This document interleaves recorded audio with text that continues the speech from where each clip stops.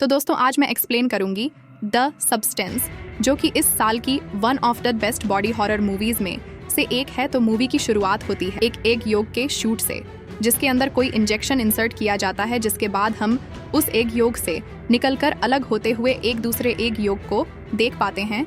और यही इस पूरी कहानी का सार है। लेकिन वह कैसे, तो आइए देखते हैं। तो हमारी कहानी की मेन लीड है एलिजाबेथ स्पार्कल, एक वक्त की most popular most demanding Hollywood actress, जिसके नाम का रोड स्टैंड तक बना था। लेकिन वक्त वक्त की बात होती है, हर किसी का आता भी है और चला भी जाता है, क्योंकि जो रोड स्टैंड एक वक्त पर अट्रैक्शन पॉइंट हुआ करता था, वो बस एक टूटी हुई जगह बन चुका है। और यही हाल एलिजाबेथ का भी हो गया है, क्योंकि एज वी ऑल नो कि वो एक वक्त की सबसे ज्यादा डिमांडिंग और पॉपुलर मूवी स्टार थी। लेकिन आज वो अपना 50वां जन्मदिन सेलिब्रेट कर रही है और उसकी एज उसकी बॉडी पर साफ साफ नजर आने लगी थी, जिससे वह थोड़ी परेशान हो जाती है। लेकिन असल दुख उसे तब होता है जब वह वॉशरूम इस्तेमाल करने जाती है, और लेडीज वॉशरूम आउट ऑफ ऑनर्डर था, जिस वजह से उसे जेंट्स वॉशरूम में जाना पड़ता है, जहां पर उसके रिसेंट लॉन्ग रनिंग शो का चैनल प्रोड्यूसर हार्वी आता है, जो कि उसे नहीं देख पाता। और वह अपने पार्टनर से यह कहता है कि एलिजाबेथ अब बूढ़ी हो चुकी है, वह सुंदर नहीं रही और उसे रखकर अब कोई फायदा भी नहीं है, तो उसे बाहर फेंको और कोई नई सुंदर सी लड़की लेकर आओ जो कि शो के लिए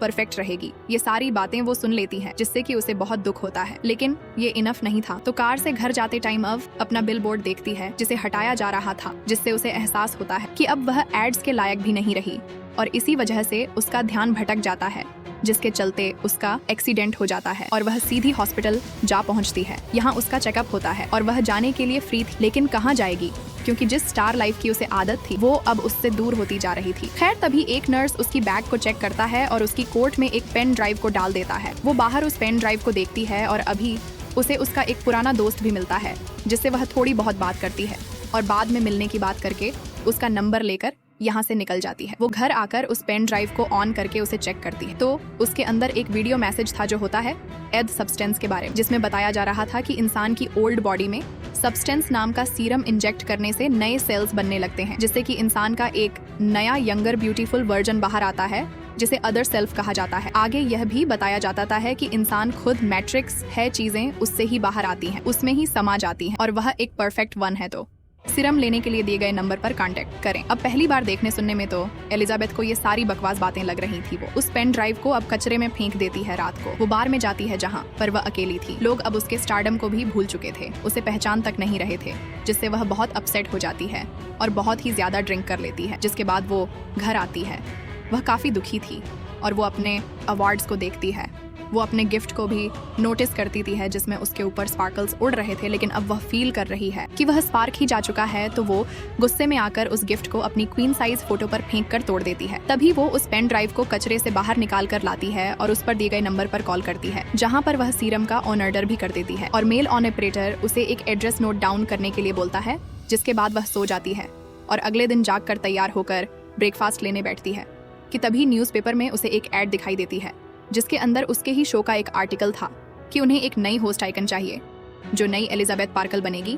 और यह पढ़कर उसे बहुत ही ज्यादा गुस्सा आ जाता है कि सब उससे छिने लग गया था। कि तभी उसे एक लेटर मिलता है, जिसके अंदर बस एक कार्ड था, जिस पर 503 नंबर लिखा हुआ था। और अब वो याद करती है कि रात को उसे एक एड्रेस भी दिया गया था। वो अब उस एड्रेस पर जाती है और वह बाहर से एक बेकार सी सस्ती सी जगह थी, लेकिन फैसिलिटी वाइज बहुत ही हाईटेक। वो अंदर जाती है, जहाँ पर उसे एक कबिन मिलता है, जिसके अंदर ढेर सारे लॉकर्स थे, और यहाँ पर सभी लॉकर इवन मेन गेट उस पर्टिकुलर नंबर वाले कार्ड से ही ओपन होता है, यानी कि वही 503 वाला, जिसके पास जो नंबर होगा वो उसी को ओपन कर सकता है और किसी और को नहीं।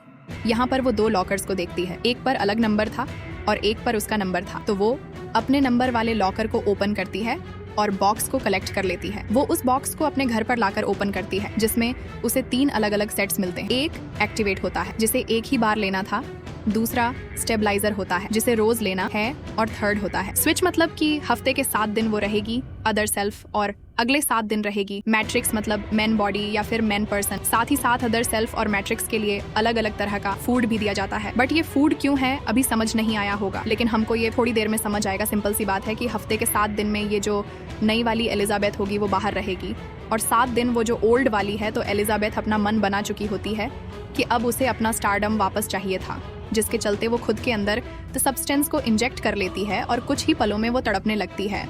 तभी हम उसकी बॉडी के अंदर एक हलचल, एक उथल पुथल को देख पाते हैं। और फाइनली वो ब्लैंक पड़ जाती है और जब वो अपनी आंख खोलती है तो उसकी बॉडी सामने पड़ी हुई थी, जिसकी बैक बिल्कुल फटी हुई थी, जिसको देखकर वो बहुत परेशान हो जाती है और वो उठकर खुद को आईने में देखती है तो वो 25 से 30 साल की यंग लड़की के रूप में खुद को पाती है। और यही है द अदर सेल्फ, जो कि एलिजाबेथ के अंदर से बाहर आई है। अब इसका रूप, बाल, आंखें, आवाज सब कुछ अलग थी, लेकिन बॉडी के जो सेल्स थे वो सेम थे। लेकिन बस ये था कि जो सेल्स थे वह अब नए हो चुके थे, स्किन भी नई हो चुकी थी। बेसिकली जो वहां पर गिरी पड़ी थी वह ओल्ड थी और उसके अंदर से ही नई वाली एलिजाबेथ बाहर आई है। अब एलिजाबेथ इससे बहुत ही ज्यादा खुश होती है क्योंकि वह अब जवान और ब्यूटीफुल हो चुकी थी। लेकिन सडनली उसकी नाक से खून आने लगता है तो उसको याद आता है कि 7 दिन तक रोज उसे स्टेबलाइजर लेना होगा, जिससे कि यह वाली जो सेल्फ है वो स्टेबल रहेगी, यानी कि द अदर सेल्फ। अब वो अपनी ओल्ड बॉडी की बैग को स्टिच कर देती है, जो कि इस मूवी का खतरनाक पोस्टर भी है। और जो खाना आया था वह इसलिए था कि 7 दिन अलग अलग समय पर दोनों बॉडीज एक कवर की तरह ऐसे ही पड़ी रहेगी, तो उन्हें फीड कराना जरूरी था, नहीं तो वह वैसे भी मरी जाएगी। तो वो मैट्रिक्स को फीड कराकर बाहर निकल जाती है। वो अब बहुत ही ज्यादा कॉन्फिडेंट है और सबसे पहले उसी एड एड्रेस पर जाती है जहां पर उसे एलिजाबेथ वाले शो का ही ऑडिशन देना था। और यहाँ पर वो एकदम नई बिकिनी पहनकर आती है। सुन तो वो थी ही, और टैलेंट तो उसमें पहले से ही कूट कूट कर भरा हुआ था, तो वो आसानी से सेलेक्ट हो जाती है। और यहाँ पर वो अपना नाम एलिजाबेथ नहीं बल्कि सू बताती है।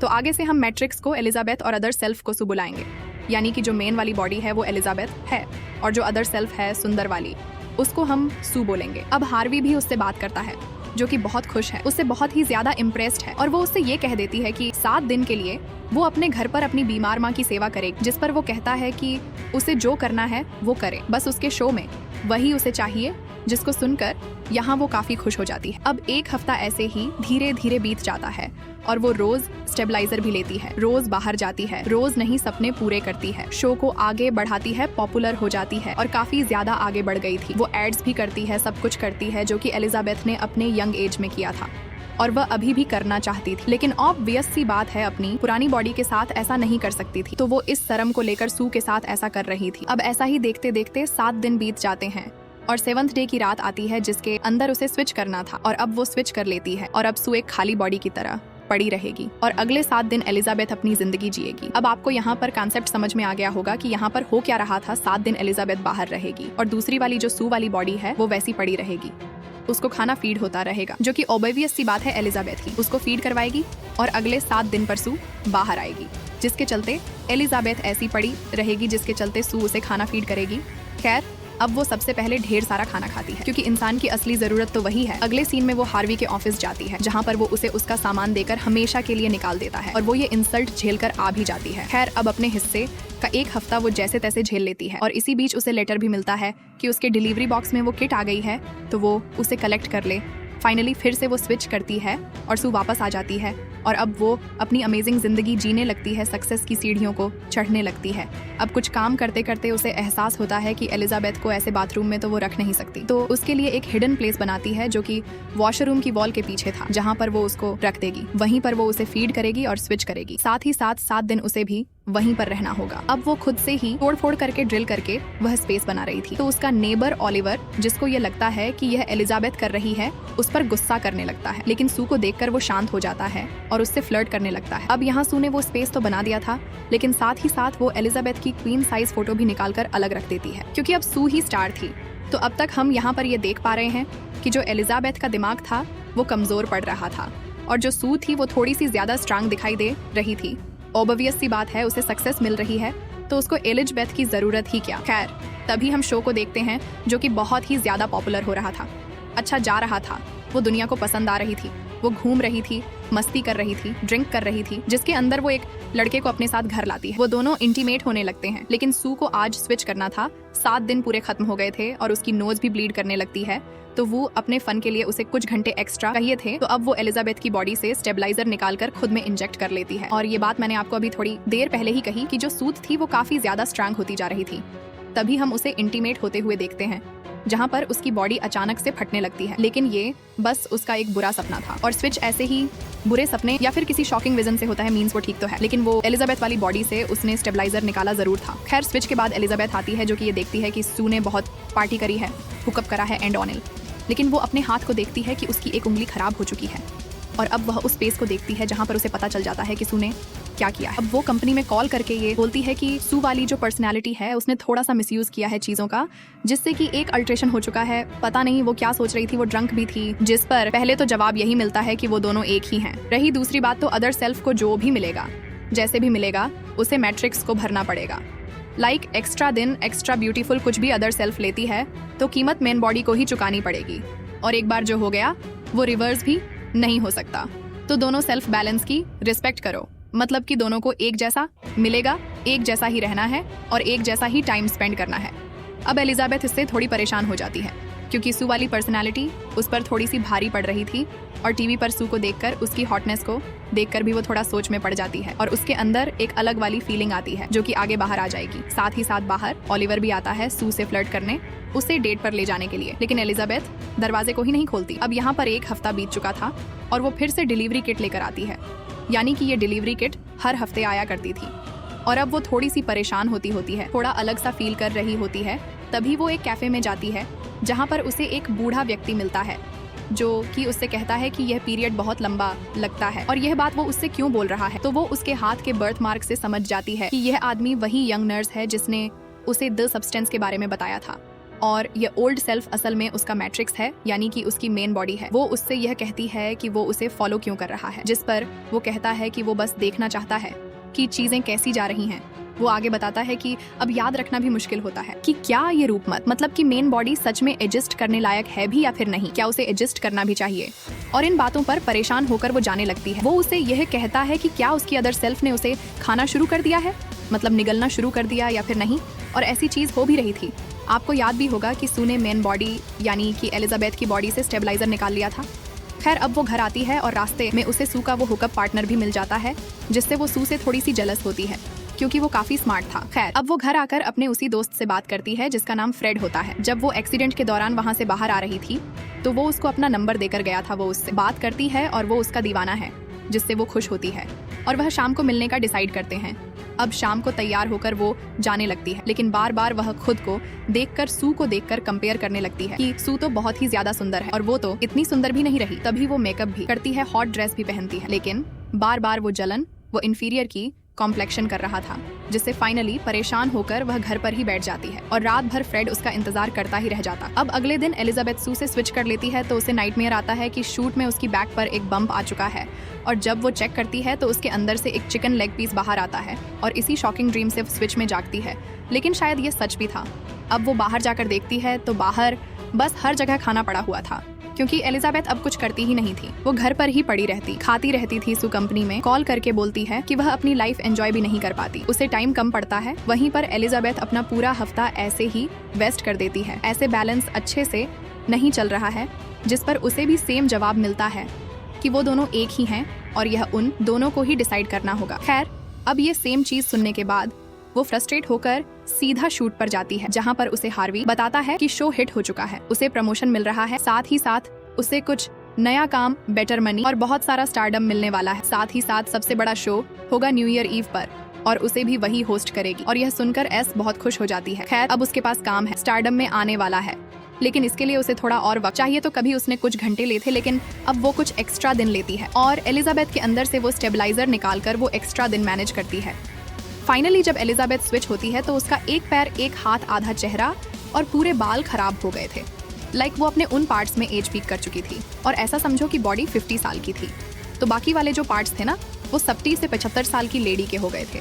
अब वो कंपनी में कॉल करती है कि सू उसका एक्स्ट्रा टाइम चुरा रही है, और सीधा समझा जाए तो वो उसकी एज को ही चुरा रही है। और यही सेम चीज उस नर्स ने भी उसको कही थी कि कहीं उसकी जो दूसरी बॉडी है यानी कि जो सू है वो उसको खा तो नहीं रही है, और उसका मतलब यही एग्जैक्ट था शायद से उस नर्स की जो जवान बॉडी थी वो भी सेम ऐसा ही कर रही होगी। वो कंपनी के अंदर ये बोलती है कि जो सू है वो बिना कुछ सोचे समझे, अंजाम की परवाह किए बिना इतनी ज्यादा सेल्फिश बन रही है। तो इस पर कंपनी से यह जवाब आता है कि वह चाहे तो यहीं पर रुक सकती है, लेकिन जो हो गया वो वापस नहीं मिलेगा। लेकिन यहाँ पर वो ऑलरेडी काफी कुछ खो चुकी थी, और नई जिंदगी जो कि सू की है, जिसे एक तरह से वही जी रही है, वो भी चली जाएगी।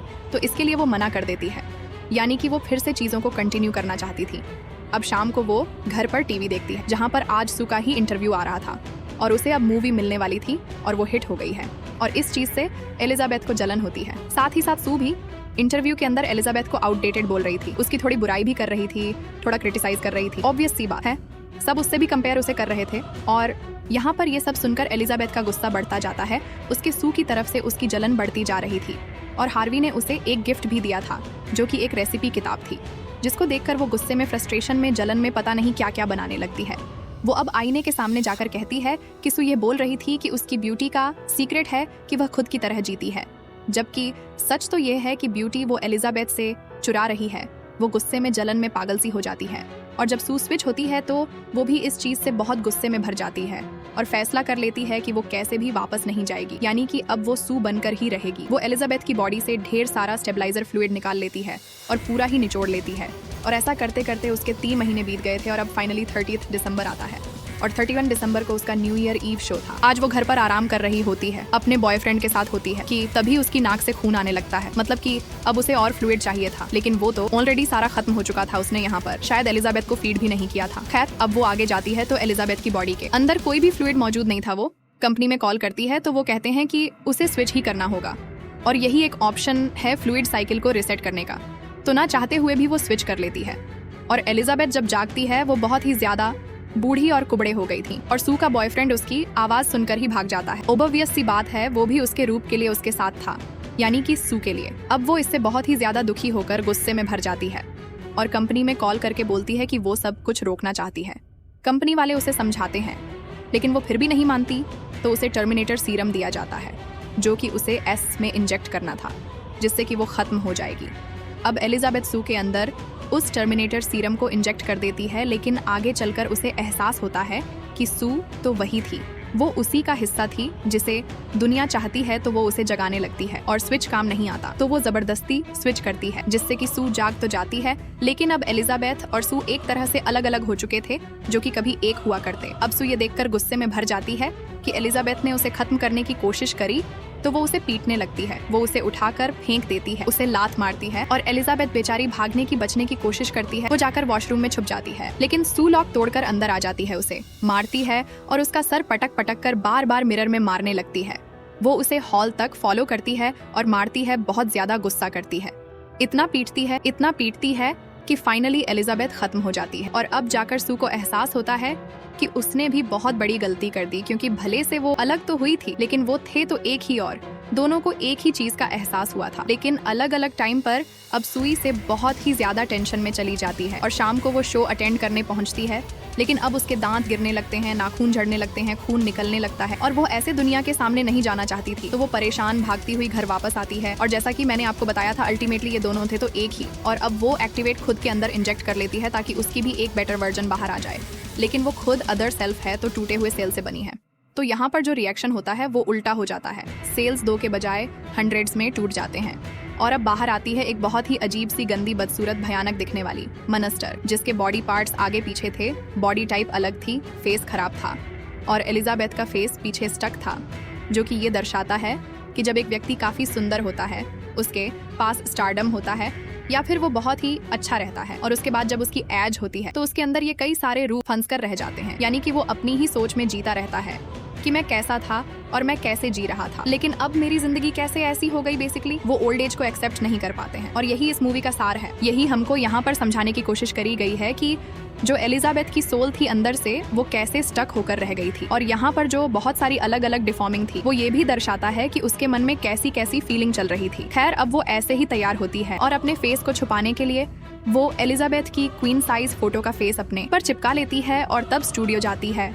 यहाँ पर वो जैसे ही सबके सामने आती है, सब घबरा जाते हैं, डर जाते हैं और उसके सेल भी अभी बन रहे थे। और जैसा कि मैंने आपको बताया कि ये सेल्स बहुत ही ज्यादा डिफॉर्म थे, यानी कि ऑलरेडी डिफॉर्म सेल्स के अंदर से और सेल निकल रहे थे, तो उसके सेल अभी भी बन रहे होते हैं। कभी कोई हाथ पेट से निकल रहा था, कभी कोई ब्रेस्ट जो होती है वो फेस से बाहर आ रही थी। सब उससे बहुत डरने लगते हैं और उस पर अटैक कर देते हैं, लेकिन उसका सर फटने पर नया सर आ जाया करता, यानी कि सेल्स यहाँ पर बार बार बन रहे थे। अब उसके बोन्स से खून की बौछार होती है, जिससे पूरा स्टूडियो सब कुछ भीग जाता है और अब वो यहाँ से बाहर आ जाती है और उसकी बॉडी फटने लगी थी तो वो सड़क पर गिरकर फट जाती है और जिंदा बचता है तो सिर्फ एलिजाबेथ का फेस, और ये उसकी वो सोल थी जो कि जिंदगी से लड़ना चाहती थी, लेकिन उसने नई जिंदगी और नई ब्यूटी के लिए ऐसा कर दिया।